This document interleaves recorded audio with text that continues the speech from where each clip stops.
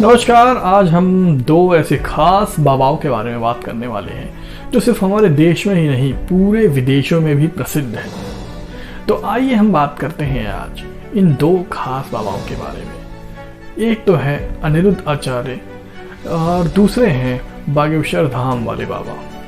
और इन दोनों की खासियत ये है कि यह दोनों लोगों को ठगते हैं अच्छे से। हम सबसे पहले बात करते हैं बागेश्वर धाम बाबा। हालांकि इस समय मार्केट, जी हाँ मार्केट की बात कर रहा हूँ मैं, बाबाओं की भी मार्केट है। जिस तरीके से हमारे देश में प्रोडक्ट्स होते हैं उसी तरीके से हमारे इस देश में बाबाओं की भी मार्केट है। और मार्केट में सबसे ज़्यादा हाई कौन है, लो कौन है, वो ये बाबा ही डिसाइड करते हैं। तो आइए सबसे पहले हम बात करते हैं बागेश्वर धाम वाले बाबा की। इनकी खासियत ये है कि ये बैठे बैठे कहीं पे भी कुछ भी पता कर सकते हैं। हालांकि हम जो है इनके ऊपर हमने कोई एक्सपेरिमेंट नहीं करा, लेकिन कई ऐसे मीडिया कर्मी हैं जिन्होंने इनके ऊपर एक्सपेरिमेंट करा और साथ ही जो है इसमें कुछ ऐसी खास बात में पता नहीं कर पाए कि इनके पास ऐसी कोई शक्ति है या नहीं। लेकिन आज हम इनकी शक्तियों के बारे में बात नहीं करने वाले हैं। आज हम बात करने वाले हैं बागेश्वर धाम बाबा अपने भक्तों को पागल क्यों कहते हैं। आपने देखा होगा अक्सर इनकी जो वीडियोज होती है, रील्स होती है, ये इनको पागल बोलते हैं।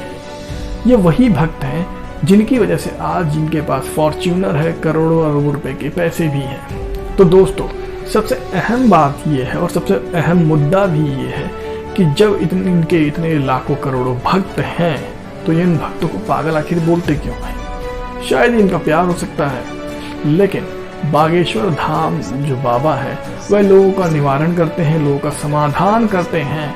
तो हम इनको जो है पूरे नंबर देते हैं और ये कहते हैं कि चलो ठीक है, कम से कम ये लोगों को निवारण तो करते हैं, लेकिन इसमें ये जो है कहीं अंधविश्वास वाली बात नहीं करते। और अगर ये करते भी हैं तो सिर्फ भूत प्रेतों की बात करते हैं। अब भूत प्रेतों को साइंस तो आज तक कभी डिफाइन कर नहीं पाया है, लेकिन बागेश्वर धाम बाबा ये जो है अपने आप को प्रिटेंड करते हैं कि हाँ भाई हमारे पास जो है इस तरीके का इलाज है, अगर आपके अंदर कोई शक्ति है तो उसे हम बाहर निकाल सकते हैं। हालांकि इसके पीछे भी साइंस और फॉरेनर्स और हमारे हिंदुस्तान में काफ़ी सारे लोग हैं जो इस पर रिसर्च कर रहे हैं। लेकिन एक चीज़ मेरा भी मानना है कि मंत्र जो होते हैं वो तो सच में और लाइफ में, रियल लाइफ में भी होते हैं और ये काम भी करते हैं। लेकिन आज हम बात करने वाले हैं एक ऐसे बाबा के बारे में, यानी अब हम दूसरे बाबा के बारे में बात करते हैं। ये है अनिरुद्ध आचार्य। अनिरुद्ध आचार्य एक ऐसे बाबा हैं, एक ऐसे ढोंगी बाबा हैं। जी हाँ दोस्तों, मैं ढोंगी बाबा कह रहा हूँ इस बाबा को, क्योंकि यह एक ऐसा बाबा है जो कि पूरे भारत देश को मूर्ख बना रहा है। मैं कभी भी किसी बाबा को जो है ना ही डिफाइन करता हूँ और ना ही जो है मैं किसी भी बाबा को ना ही मैं डिफेंड करता हूँ और ना ही मैं किसी भी बाबा का जो है विरोध करता हूँ।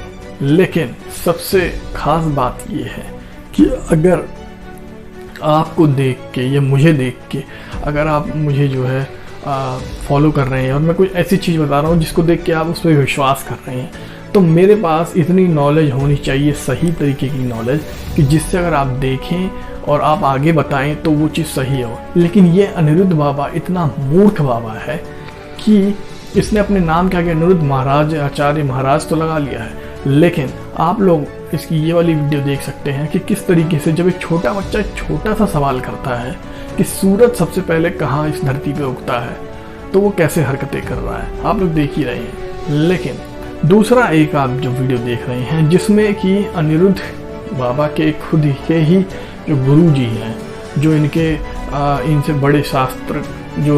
बड़े जो शास्त्र पढ़ते हैं, वो लोग सब बैठे हैं, तो इन्होंने साफ साफ मना कर दिया कि आप गलत पढ़ रहे हैं। लेकिन फिर भी इस घटिया बाबा ने एक काम देखिए अब क्या करा कि पहले तो इनके सामने इसने बोल दिया कि हाँ चलो ठीक है मुझसे गलती हो गई, लेकिन फिर अगली बार इसने जब दूसरा एक वीडियो बनाया तो इस वीडियो में बना के एक्सप्लेन कर रहा है कि ये सही है और ज़बरदस्ती अपने आप को सही बता रहा है।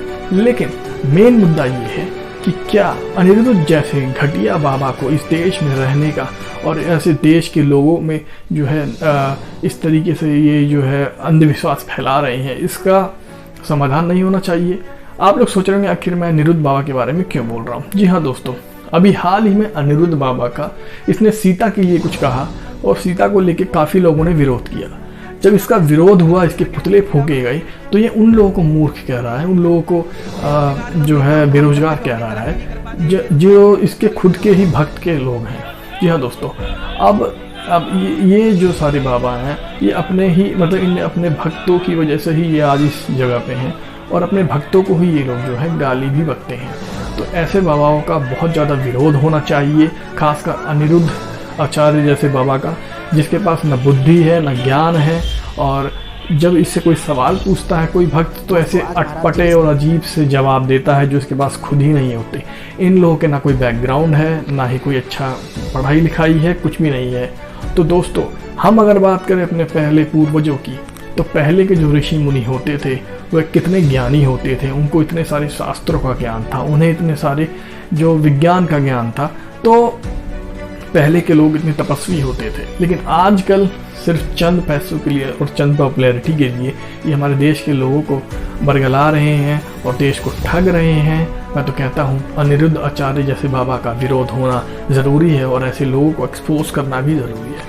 नमस्कार, मिलूंगा फिर दोबारा अगली वीडियो में कुछ नई और ख़ास इन्फॉर्मेशन के साथ, और आपको हमेशा हर बात सतर्क करने। मैं किसी से नहीं डरता और मैं जो सच होता है वो कहता हूँ। नमस्कार।